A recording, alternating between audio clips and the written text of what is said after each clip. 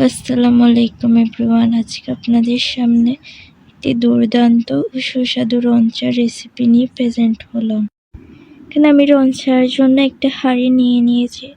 হাঁড়িতে আমি 1 কাপ চা তৈরি করব, তাই 1 কাপ পানি নিয়ে নিয়েছি। আপনারা যত কাপ চা তৈরি করবেন তত কাপ পানি নিয়ে নেবেন।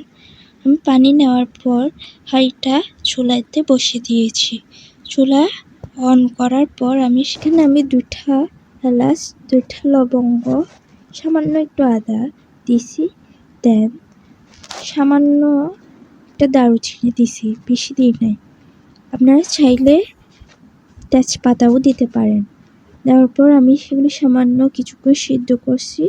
সিদ্ধ করার পর আমি এই চা পাতা দিয়ে দিয়েছি।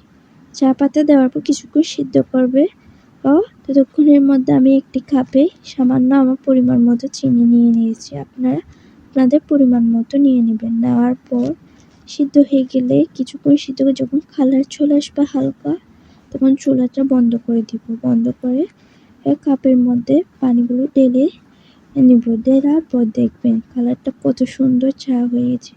সন্ধ্যাবেলা এমন একটা চা সকলেই চায়।